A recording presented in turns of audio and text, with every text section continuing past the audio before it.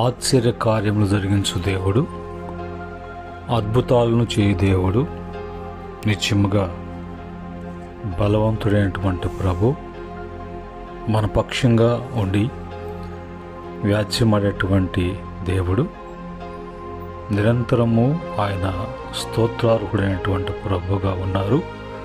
తిరిగి మనము మరొక దినములో సాయంత్రకాలము గ్రంథ ధ్యానాలలో కీర్తన 4వ కీర్తన 3వ చరణాన్ని మనము ధ్యానం చేయటానికి ప్రభు మంచి అవకాశం కల్పించారు.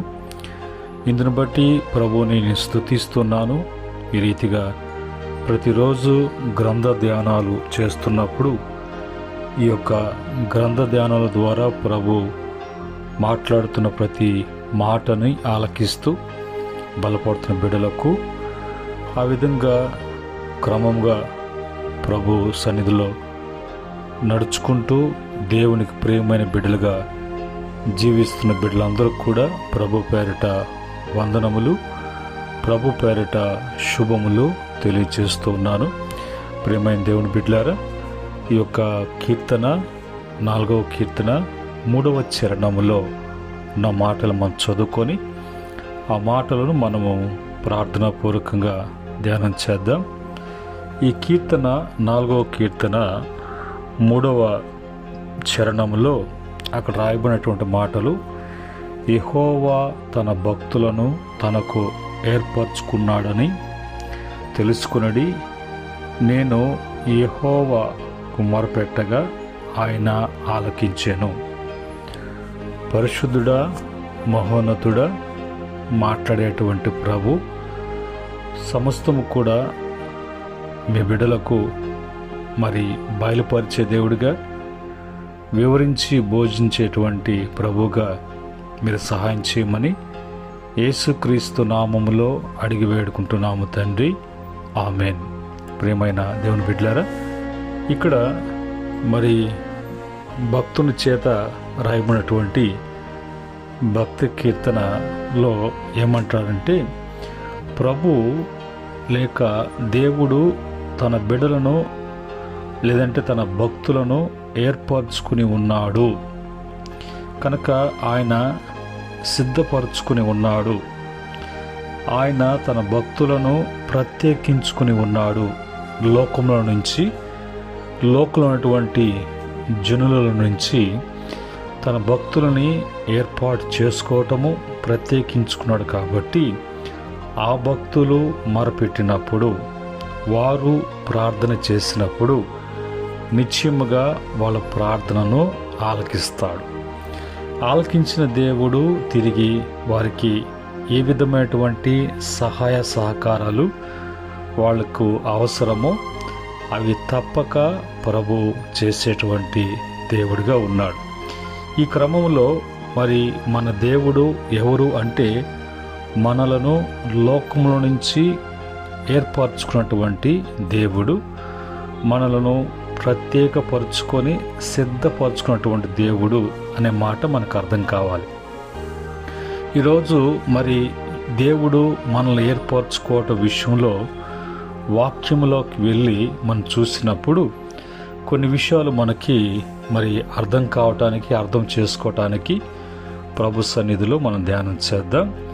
ద్వితీయోపదేశ కాండము 4వ అధ్యాయము 37వ వచనములో, ఆయన నీ పితరులను ప్రేమించును గనక వారి తర్వాత వారి సంతానమును ఏర్పరచుకునేను అని రాయబడదు.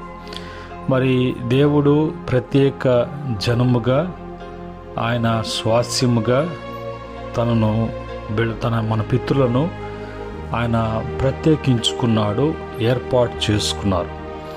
ఆ క్రమంలో ఏర్పాటు చేసుకున్నప్పుడు, ప్రత్యేకించుకున్నప్పుడు వారు దేవుని మాట చొప్పున దేవుడు తన సేవకుడైనటువంటి మోషే ద్వారా తెలియచేసిన ప్రతి విషయాన్ని కూడా సంతోషంగా అంగీకరించి వెంబడించడానికి, నడుచుకోవటానికి ఇష్టపడినటువంటి ప్రతి బిడ్డ కూడా దేవునికి ప్రియమైనటువంటి బిడ్డలుగా ఉన్నారు.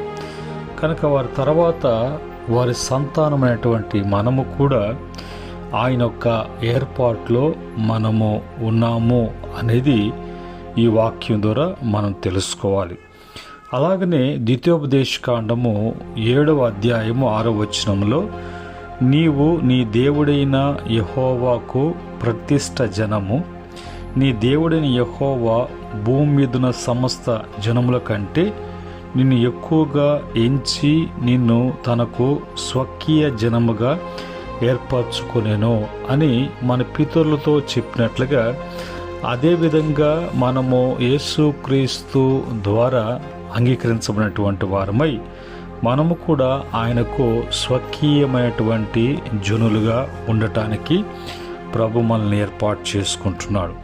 ఈ కొత్త నిబంధన కాలంలోకి వచ్చినప్పుడు మన విషయంలో ప్రభు వాక్యం ఏమని మాట్లాడుతుంది అని చూసినప్పుడు, ఎఫెసీ పత్రిక 1వ అధ్యాయము 6వ వచనములో, మనము తన ఎదుట పరిశుద్ధులమును నిర్దోషములై ఉండవలనని జగత్పునాది వేయబడక మునిపే ప్రేమ చేత ఆయన క్రీస్తులో మనలను ఏర్పరచుకునేను.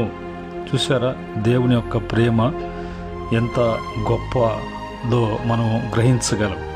జగతి పునాది వేయబడక ముందునే మనము క్రీస్తు యేసులో మనము అందరము కూడా ఏర్పరచుకున్నటువంటి జనముగా, స్వాస్యముగా మనమున్నామని, కనుక ఇప్పుడు మనల్ని దేవుడే మనల్ని పరిశుద్ధులుగాను నిర్దోషులుగాను చేసేటువంటి దేవుడిగా చేయటానికే ఈ లోకానికి యేసు ప్రభు వారు వచ్చారు. కనుక ఈరోజు మనము దేవుని ఏర్పాట్లో ఆయన నమ్ముకొని, ఆయన తెలుసుకొని, ఆయన్ను మనము అంగీకరించి ఆయన ఎద్దుకు వచ్చి, ఇవి కాకుండా జగత్ పునాది వేయబడకుందే మనము దేవుని చేత ప్రేమించబడినటువంటి జనులుగా ఉన్నట్లుగా, ఆయనే మనల్ని ప్రేమించినట్లుగా, మనము ఆయన ప్రేమించలేదు కానీ ఆయనే మనల్ని ప్రేమిస్తున్నాడు కాబట్టి, ప్రేమించాడు కాబట్టి మనం ఆయన ప్రేమిస్తున్నాం. రెండో మాటకు వచ్చినప్పుడు 2వ తెస్సలోనిక పత్రిక 2వ అధ్యాయం 13వ వచనంలో, ప్రభు వలన ప్రేమింపబడిన సహోదరులారా, ఆత్మ మిమ్మలను పరిశుద్ధపరచుట వలనను మీరు సత్యమును నమ్ముట వలనను రక్షణ పొందుటకు దేవుడు ఆది నుండి మిమ్మలను ఏర్పరచుకొనెను గనక మేము మిమ్మల్ని బట్టి ఎల్లప్పుడూ దేవునికి కృతజ్ఞత స్తుతులు చెల్లింప బద్దులమై ఉన్నాము అని అంట. కనుక ఈరోజు మనము రెండో మాటగా మనము ప్రభు వలన ప్రేమించబడినటువంటి వారమని, ఆత్మచేత పరిశుద్ధపరచబడినటువంటి వారమని, మరి మనము సత్యమును నమ్మి రక్షణ పొందుటకు ఆ దేవుడు ఆదిలోనే, ఆది నుండే మనలను ఆయన ఏర్పరచుకుని ఉన్నాడు అనే విషయాన్ని మనం జ్ఞాపకం చేసుకోవాలి. ఇందును బట్టి ఏ ఒక్కరూ తొట్టిల్లటానికి కానీ, ఏ ఒక్కరు కూడా రక్షణ లేకుండా ఉండడం కానీ, ఏ ఒక్కరు కూడా నశించిపోవటం అనేది దేవుని చిత్తములో లేదు అనే విషయాన్ని జ్ఞాపకం చేసుకోవాలి. ఇందును బట్టి మనము మరి దేవుని వాక్యము ఏమని చెప్తుందంటే, ఆయన ఏర్పాట్లో ఉన్నటువంటి మన గురించి యోహాను సువార్త 15వ అధ్యాయం 16వ వచనములో ఉన్నటువంటి మాట ఏంటంటే, మీరు నన్ను ఏర్పరచుకునలేదు, మీరు నా పేరట తండ్రిని ఏమి అడుగుదురో అది ఆయన వల్ల మీకు అనుగ్రహింపబడినట్లు, మీరు వెళ్ళి ఫలించుటకు మీ ఫలము నిలుచున్నటకు నేను మిమ్మలను ఏర్పరచుకొని నియమించితిని. కనుక దేవుడు ఏర్పాటు చేసుకున్నారు, ఆయన నియమించారు. మనము దేవుని ఏర్పాటు చేసుకోలేదు, దేవుడే మనల్ని ఏర్పాటు చేసుకున్నాడు. కారణము, మనము దేవుని యేసుక్రీస్తు ద్వారా ఏమడిగినా కూడా మనకు అవన్నీ కూడా లభించినట్లుగా, మనము ఆయన ఫలించినట్లుగా, ఆయన యొక్క బిడలుగా మనము మరి లోకములో ఫలించేటువంటి వారముగా ఆయనలో నిలిచి ఉండి ఆయన గణపరిచేటువంటి పాత్రలుగా ఉన్నాము అని యేసు ప్రభు వారు స్వయంగా చెప్తున్నారు. కనుక ఈరోజు ఈ భాగ్యము దేవుని వలన మనకు అనుగ్రహించబడుతూ ఉండగా, దేవుని యొక్క ఏర్పాట్లో ఉన్నామా లేదా దేవుడు మనల్ని మనము కాదు, దేవుడే మనల్ని ఏర్పాటు చేసుకున్న విషయాన్ని గ్రహించి ఇప్పటికైనా లోకాన్ని, లోకంలో ఉన్న వాటిని విసర్జించి వాటిని ద్వేషించి అసహించుకొని ప్రభు వైపు తిరగటానికి, ప్రభు మనకిచ్చినటువంటి ఈ యొక్క ధన్యకరమైనటువంటి జీవితాన్ని బట్టి ప్రభుని స్తుతిస్తూ కృతజ్ఞతాస్తుతులు చెల్లిస్తూ ప్రభుని మనం మహింపరిచేటువంటి వారంగా ఉన్నామని గ్రహించి మన మనసులను మార్చుకోవటానికి, దేవుని వైపు త్రిప్పటానికి మనము సిద్ధపడినటువంటి వారంగా ఉండాలి. అలాగనే లోకాసు సువార్త 18వ అధ్యాయం 7వ వచనంలో ఒక మాట, అక్కడ ఉపమాన రీతిగా చెప్పబడినటువంటి మాటలో, దేవుడు తాను ఏర్పరచుకున్న వారు దివారాత్రులు తన గురించి మొరపెట్టుకొనుచుండగా వారికి దేవుడు న్యాయము తీర్చాడా? ఈరోజు మనము ఏ విధంగా ఎత్తుకున్నా కూడా దేవుని ఏర్పాట్లో ఉన్నాం. దేవుడు మనల్ని ఏర్పరచుకుని ఉన్నాడు. ఆయన ఏర్పాట్లో ఉంటున్న మనము ధన్యులము అని కీర్తన 32:12లో, అలాగనే మనము తృప్తి పొందినటువంటి వారుగా ఉన్నామని కీర్తన 65:4 ప్రకారంగా, ఇవన్నీ కూడా మనకు కేవలము ఆయన ఉచితమైన కృపను బట్టి, ఆయన కరుణ కటాక్షమును బట్టి, ఆయన ప్రేమను బట్టి ఇవన్నీ కూడా మనకు కలిగి ఉండటానికి, లభించటానికి, ఫలించటానికి, ధన్యులు కావటానికి, తృప్తి కలిగినటువంటి వారుగా ఉండటానికి, మనం ఏదడిగినా కాదనకుండా అవన్నీ కూడా మనము కలిగి ఉండటానికి దేవుడే మనలను జగత్ పునాది వేయబడక ముందే ఆది అందే ప్రభు మనల్ని ఏర్పరచుకుని ఉన్నాడు అనే విషయాన్ని మనము గ్రహించి మనము ఎప్పుడు కూడా తొట్టిల్లటానికి, కుడి ఎడమలు తిరగటానికి ఏదో ఆకర్షిస్తూ వింతగా కనిపించి అది మనల్ని ఆకర్షించి ప్రేరేపించి వశపరచుకోవాలి అని అది ప్రయత్నిస్తుంది. అలాంటివి మనకు వస్తున్నాయంటే ఇవన్నీ కూడా దుష్టుని యొక్క కుయుక్తులు, తంత్రములు. వీటిని గ్రహించి వాటిని ద్వేషిద్దాం, విసర్జిద్దాం. ప్రభు చేత ఏర్పరచబడినటువంటి జనులుగా మనము ఈ లోకములో ప్రభు మహిమ కొరకై ఫలించటానికి, ఫలములో నిలిచి ఉండటానికి ప్రభు సహాయించినట్లుగా మనం అప్పగించుకుందాం. ఆ విధంగా దేవుని ఏర్పాటులో లేవీలను ప్రభు ఏర్పాటు చేసుకున్నారు. మోషే, అహరోనులు యాజకత్వం కొరకు ప్రభు ఏర్పాటు చేసుకున్నాడు. మందిరం విషయంలో సొలొమోను ఏర్పాటు చేసుకున్నాడు.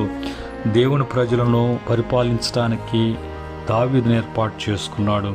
తన మహిమ కొరకు, తన జనులు కొరకు ప్రతిష్ఠించుకోవటానికి యాకోబు సంతానాన్ని ఆయన గోత్రకర్తలుగా చేసి ఆ వంశాన్ని వాగ్దాన ప్రకారంగా తన ప్రజలుగా ఆయన ఏర్పాటు చేసుకున్నారు.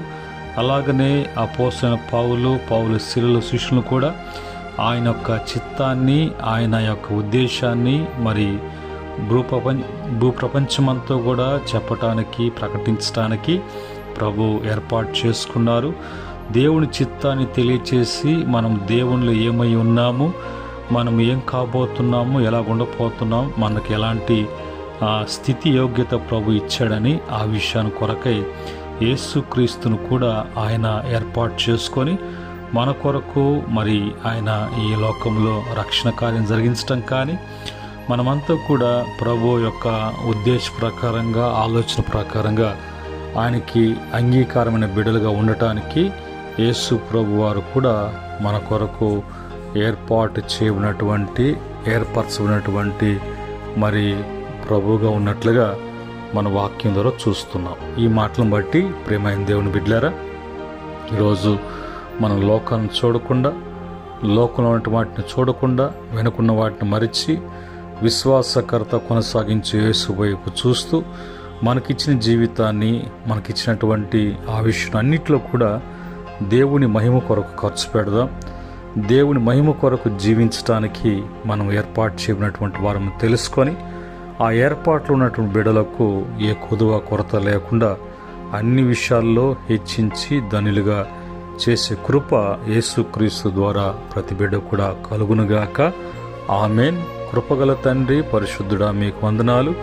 ఈ మాటల చేత బలపరిచారు, ధైర్యపరిచారు, మేమేంటో మాకు తెలియపరిచారు.